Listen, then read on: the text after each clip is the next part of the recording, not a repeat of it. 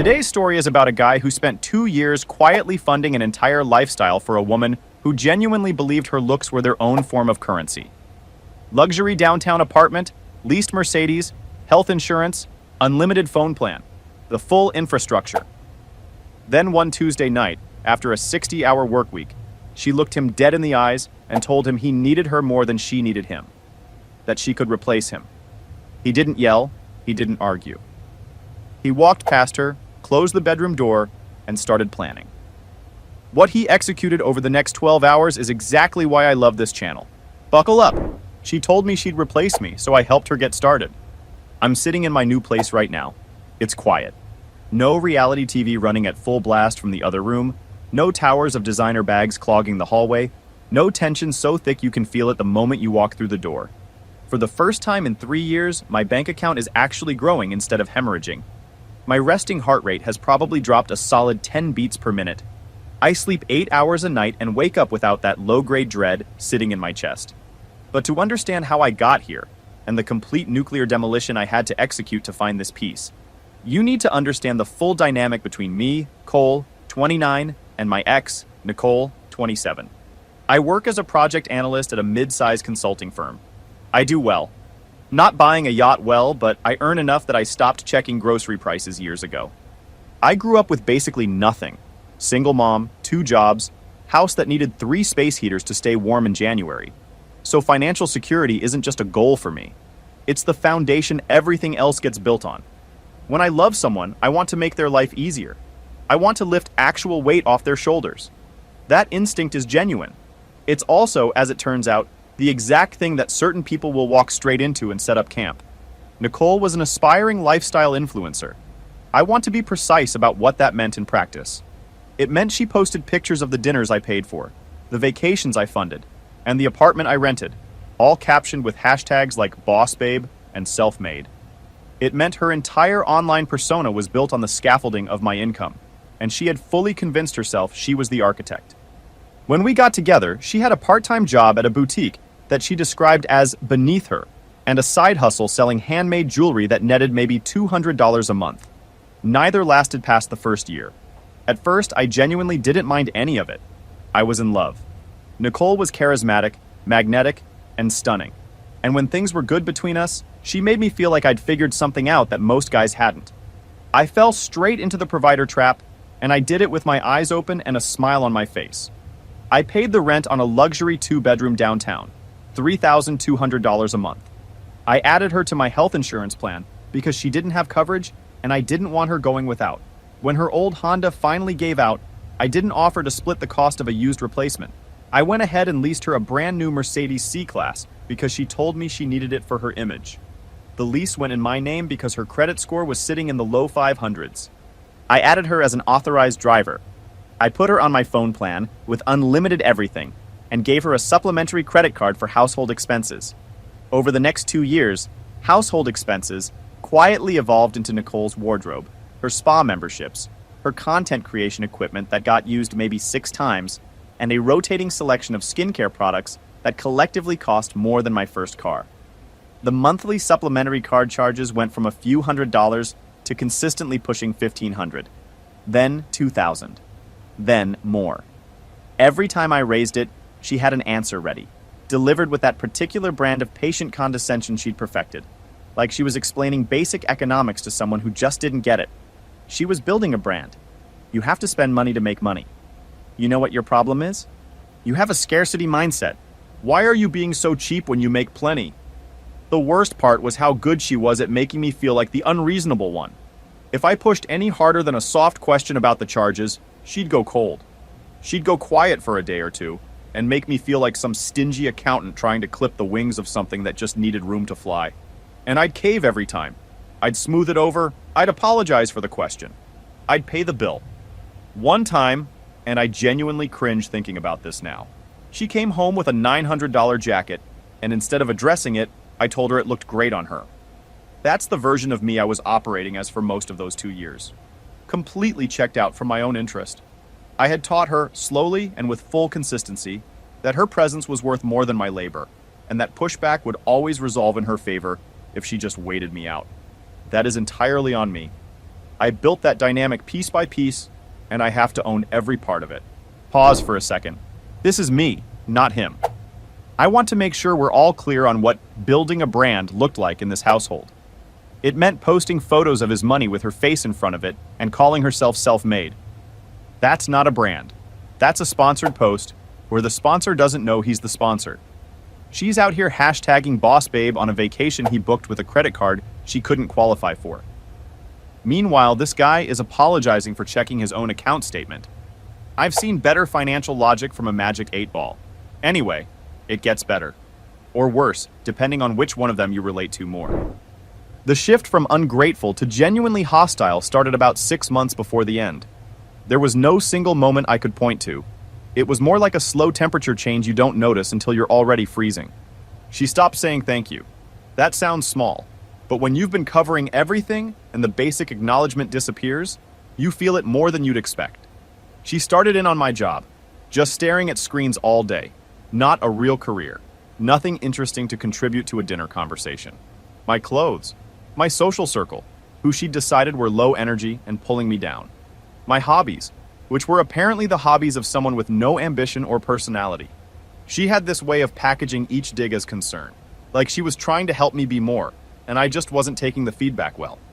I'd come home from a long day and she'd greet me with something like, "I talked to Logan today, and I honestly don't know how you're still friends with him. He's so stuck."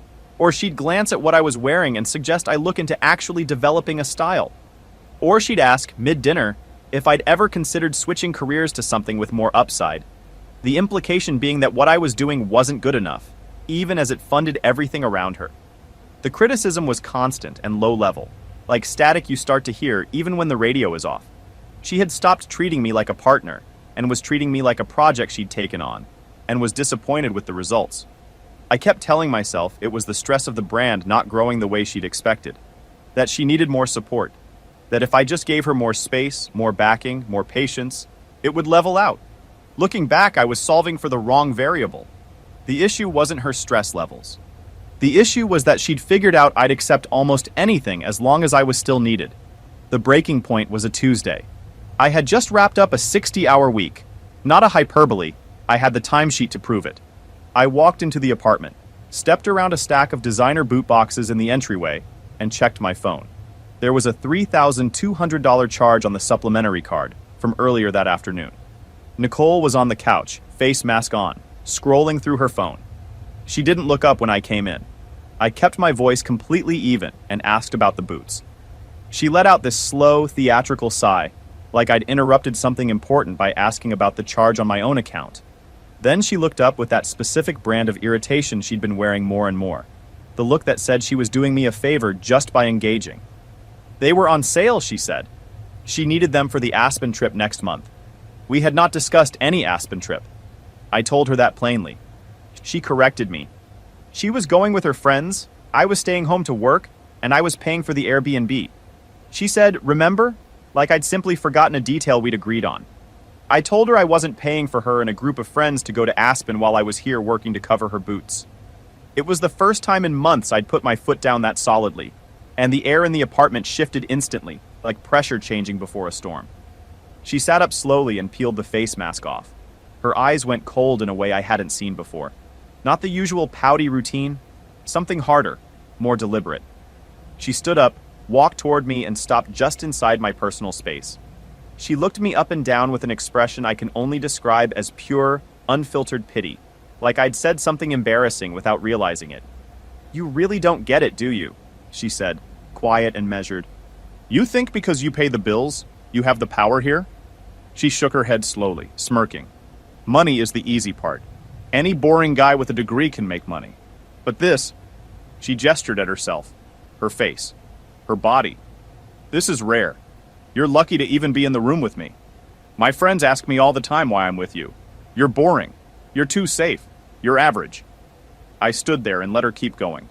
I didn't interrupt. My blood was doing something, but on the outside I felt completely still. She stepped closer and poked me in the chest with one finger. "Let's be honest, Cole. You need me more than I need you. I bring the status. I bring the life. You just pay for the ticket. So if you don't behave properly, I will replace you." She let that sit for a moment. There are 10 guys in my DMs right now who would love to pay for that Aspen trip. Remember that next time you want to lecture me about boots. I stood there and waited for the anger to show up. The urge to yell, to argue, to read her the full itemized list of everything I'd done for 2 years. It never came. What came instead was this strange, glassy calm, like a breaker quietly tripping somewhere deep in my brain. The love didn't fade. It evaporated. The attraction didn't dim. It turned to actual dust. I looked at her and didn't see my girlfriend. I saw a liability, a bad investment I'd been carrying on my books for 2 years, a squatter who just handed me the paperwork I needed. She read my silence as defeat. She smirked, gave my cheek a condescending little pat, and turned back toward the couch. "I'm ordering food," she said, already reaching for her phone. "Don't worry, I'll put it on the card." "Okay," I said, completely flat. I walked past her into the bedroom and closed the door. "Wait, hold on. This is me jumping in." She poked him in the chest and told him there are 10 guys in her DMs ready to fund her lifestyle. 10. She said that out loud. To the man covering her car note, her insurance, her phone bill, and her rent, like she was renegotiating a contract from a position of strength. That is not leverage. That is a bluff at a poker table with 0 cards. And notice what our guy did. Nothing. No yelling. No list of receipts. Just silence. That silence was the most dangerous thing in that apartment. Princess Self-Made had no idea she'd just handed him permission to shut the whole operation down. I didn't sleep. I lay in the dark listening to her laugh on the phone with her friends through the wall. She was probably running through the whole story. How she'd stood her ground. How she'd locked in the Aspen trip. How she had me exactly where she wanted me. Fine. She had spelled it out clearly. This was a transaction. She provided the status. I provided the funding. If it was a transaction, then I could terminate the contract. I waited until 2 a.m., long past when the apartment went quiet, and got up. Her purse was sitting on the kitchen counter. I found the spare key to the Mercedes, the one I was paying $780 a month for, and slipped it into my pocket. Then I sat down at the kitchen table with my laptop and opened a spreadsheet. This wasn't rage. There was no heat in it at all. It was cold, methodical precision, the same mindset I bring to a client audit. I went line by line and listed every single thing in Nicole's daily life that ran through my name. The car lease, the health insurance policy, the phone line on my account, the apartment lease, the 2 authorized user credit cards, Netflix, Spotify, every subscription she used without a second thought.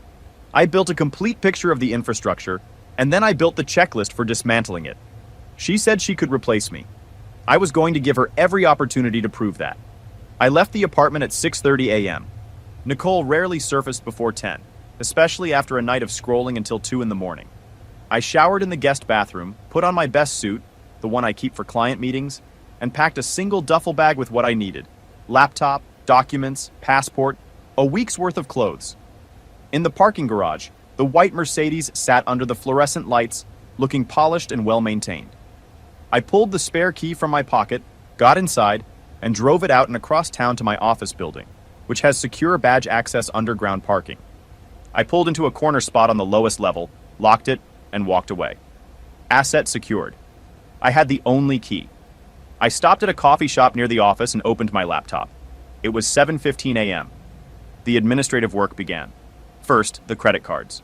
I logged into my account portal and pulled up her authorized user profile. Remove cardholder. Are you sure? Yes. Status? Canceled. I repeated the process on the second card. Next, the streaming subscriptions. I changed the Netflix password, which would push her off all devices immediately. Same for the others, each one logging her out in real time. She'd told me she brought the life, and I just paid for the ticket. Fair enough. She could manage her own entertainment going forward. Then the phone. I didn't cancel the line outright. That process takes time and paperwork. Instead, I found the suspension option on my Verizon account and selected it for her device. Reason for suspension: device lost or stolen. Effective immediately. The service would drop within minutes. Finally, the apartment. I walked into the leasing office at exactly 9 a.m. and sat down across from the property manager, Brenda, who had watched me write a rent check on time every single month for 2 years. She looked up and asked if everything was okay. I told her I needed to break the lease. She looked genuinely surprised. She pulled up our file and told me we had 6 months left on the current term. The penalty for breaking early was 2 months' rent, plus forfeiture of the security deposit, somewhere around $6,400. It was a lot of money. I thought about it for about 3 seconds. Compared to the cost of staying with someone who just told me to my face that I needed to behave or she'd replace me, $6,400 was a bargain I'd take every time. I told her I'd write the check right then, that I was moving out that day. Brenda paused. She knew Nicole. She knew what Nicole's income situation looked like. She explained that if I removed my name from the lease, Nicole would need to reapply as a solo tenant.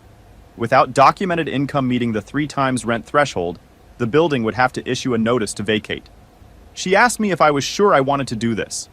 I've never been more sure of anything, I told her. I signed the papers. I wrote the check. I walked out of that leasing office officially homeless, $6,000 lighter, and completely free. For the first time in a long time, I felt like I could actually breathe. Okay, time out. What this man did in 12 hours, before most people have finished their morning coffee, was methodically remove every piece of infrastructure he'd been funding from her life. No speech, no warning, no emotional text at 2 a.m. He built a spreadsheet and executed the checklist. Most guys in this situation either fold or blow up into an argument that changes nothing. This guy approached it like a forensic accountant closing a bad account. Calm, precise, no wasted motion. The bit about suspending her phone under device lost or stolen? Creative. She's about to wake up and find out the boring, average guy she planned to replace quietly canceled the contract. Let her have her morning. I went to my office, turned my phone off, and got to work. For the first time in months, I had an actual productive morning. 3 straight hours of uninterrupted project work with 0 interruptions, asking me to transfer money to someone's account or confirm a charge I didn't recognize. I turned the phone back on at 11:45 a.m. The screen lit up all at once, like a slot machine hitting. 14 missed calls, Nicole. 22 text messages, Nicole. I didn't read all of them, but the preview texts were enough to reconstruct her morning in order. 10:15. Where is the car? Did you take it somewhere? 10:20. Answer me. The car is literally gone. I'm calling the police right now. 10:30. Why is my card declined? I'm standing at a coffee counter and this is humiliating. 10:45. My phone is only working on Wi-Fi. What is happening right now? 11 o'clock. If you're doing this because of last night, you are being completely irrational and you need to stop. Then my phone rang. Unknown number. She'd found someone else's phone to call from. Almost certainly Amber, her best friend and chief enabler, who lived in the same building. I picked up. She was barely coherent. Screaming, hyperventilating, rapid-firing questions about the car and the card and the phone. I told her to calm down. She told me I'd stolen her car and that she was calling the police. It's not your car, I said. My name is on the lease. I repossessed it. It's safe. You don't need to call anyone. Stunned silence. Then, how was she supposed to get to her nail appointment? Take an Uber. Oh, but the card's canceled. Her voice cracked. The anger was curdling into something closer to fear.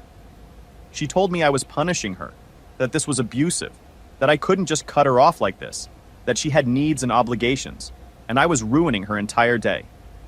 I reminded her exactly what she had said the night before. Word for word. The status, the ticket, the 10 guys. She said she'd just been upset. She hadn't meant it that way. I told her she had been very specific and very deliberate, and I was simply accepting her terms. She still didn't believe it was real. She thought this was a timeout. She thought I'd be home by dinner, guilty and apologetic, ready to smooth it over the way I always had. She knew that pattern. She had trained me to follow it. I'm not coming home, I told her. I went to the leasing office this morning and paid the break fee. My name is off the lease. You have 30 days to sign a new agreement in your own name, or the building will issue a notice to vacate. Brenda will be posting the paperwork on the door shortly. It came out of her in almost a whisper. She couldn't afford the rent. $3,200 a month. I know, I said, but you told me I was boring and average. Surely a woman of your status doesn't need a boring average guy paying her rent. You have options. You said so yourself. She screamed. The whole performance collapsed completely. Every bit of the composed, untouchable persona she'd been wearing fell away at once, and underneath it was someone who just looked down and realized there was no floor. She told me I couldn't leave her with nothing, that she didn't know what she was supposed to do, that I was destroying her life. "You told me you would replace me," I said. My voice was steady and final. "I'm just giving you the head start. Find your replacement, Nicole." I hung up. I blocked her number. Then I blocked Amber. Then every social media account I could track down. I set my phone on my desk and waited for the guilt to arrive. It never did. Not even a trace of it. The silence that followed was the most expensive thing I've ever purchased. And it was worth every single dollar. Hold on! Amber's text is about to use the phrase financial abuser, so let's deal with that. The man who covered rent, a leased car, health insurance, and a phone plan for a woman who told him to behave or she'd replace him. He's the abuser. For stopping. That's like suing a restaurant because they stopped comping your meals after you insulted the kitchen staff. Amber's whole argument is that Nicole is entitled to someone else's paycheck with zero obligations attached. Our guy responds with documented facts instead of emotions, and somehow he's the villain. Classic. Flying monkeys have arrived. I spent the next 2 weeks in a long-stay hotel while I searched for a new place. I genuinely expected to feel the crash, the loneliness, the second-guessing, the 2 a.m. moments where every decision you made earlier looks a lot worse in the dark. It never came. Not once.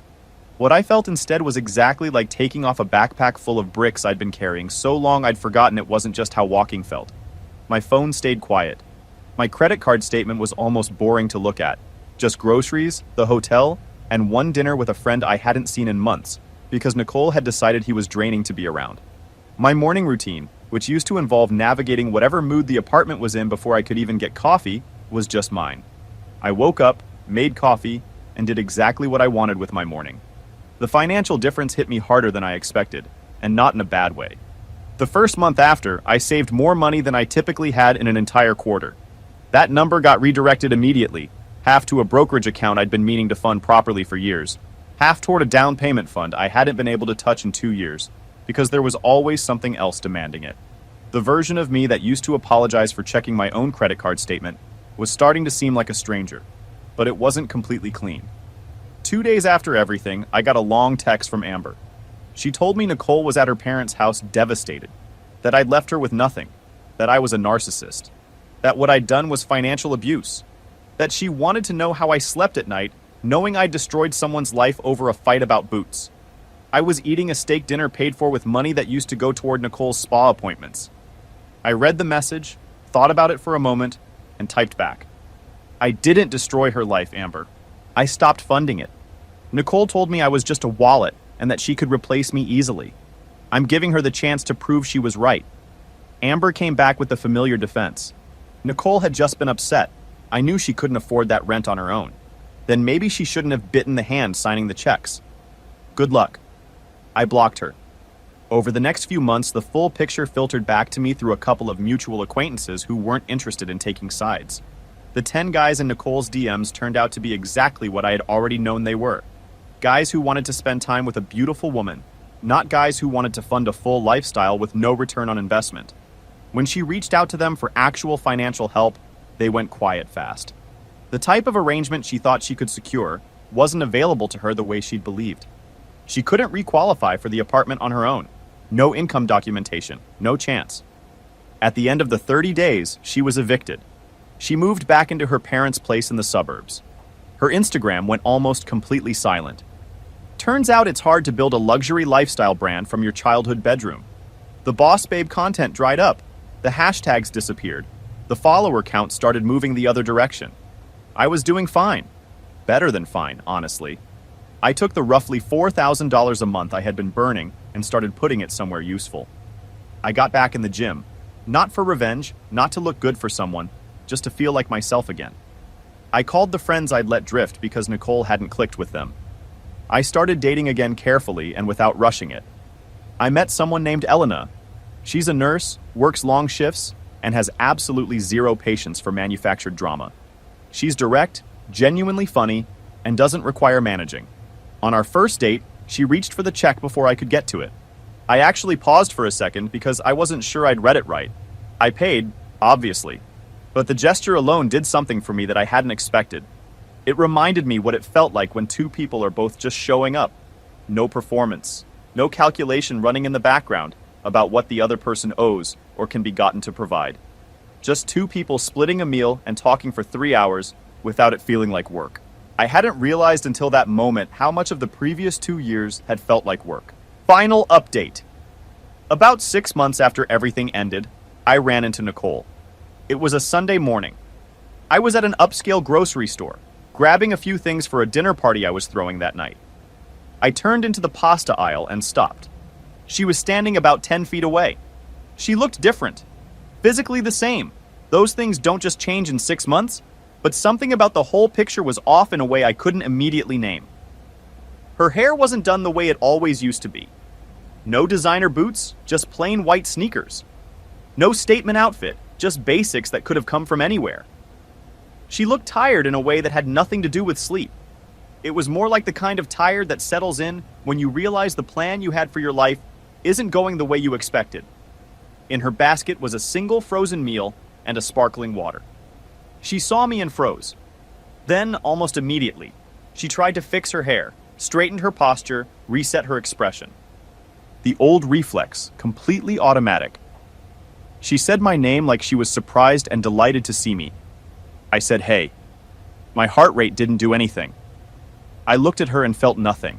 Not anger, not warmth, not the faintest trace of nostalgia. Just clean, complete indifference. It felt like looking at a stranger I might have met once at a work event years ago. She told me I looked good. I thanked her and said life had been good. She shifted her weight and gave me the look, the one that used to make me apologize for things I hadn't done. She said she'd been thinking about us a lot, that she knew she'd said some crazy things and that she'd taken me for granted, that the guys she'd met since were a disappointment across the board, that none of them treated her the way I had. She reached out and touched my arm lightly, just for a second. "Maybe we could get coffee sometime," she said. She'd done a lot of thinking. She'd grown. I looked at her hand on my arm and then back at her face. I could see exactly what she was doing. Not because I was bitter about it, but because it was obvious. She wasn't missing me. She was missing the apartment, the car, the safety net of someone who covered everything and asked for almost nothing in return. She'd gone looking for an upgrade and found out the market didn't value what she was selling the way she'd assumed it would. Now she was back, recalibrating, circling toward the option she discarded. I stepped back and broke the contact. "I don't think that's a good idea," I told her. She pushed a little, said I was still upset, that we'd been good together, that I needed someone who actually challenged me. I laughed. Short, genuine, not performed. "You were right that night," I said. "You told me I needed you." Her expression shifted. She thought I was agreeing with her. "I needed you to show me exactly what I shouldn't put up with." Once I figured that out, I realized I didn't need you at all. The shift in her face was immediate. "I found a replacement, Nicole," I said. I gestured loosely, at nothing specific, at everything around me, at my actual life. And she doesn't cost me my self-respect. I grabbed what I needed from the shelf and nodded once. Good luck with the brand. I walked toward the checkout without looking back. I didn't feel the need to check. I already knew what she looked like standing there in that aisle alone, putting together the full picture of what had actually happened. The boring, average guy she'd tried to throw away was the only one who had ever genuinely valued her. She'd handed him a clear reason to leave. He'd taken it, and she'd traded it for a fantasy that never existed. I paid for my things and walked out into the sun. What would you have done? Walked away clean or heard her out? Drop it in the comments below. Look, walking away from a bad deal isn't a flex on its own. But when someone pokes you in the chest and tells you flat out that you're just the funding mechanism for their highlight reel, the right move is to take them at their word. She built her whole argument on the idea that he needed her more than she needed him. He stress tested that theory. Turns out it didn't hold. She wanted the lifestyle without the partnership that made it possible, and the market gave her a very clear answer on what that's worth. Drop your take in the comments, scorched earth or work it out, and subscribe so you don't miss the next one.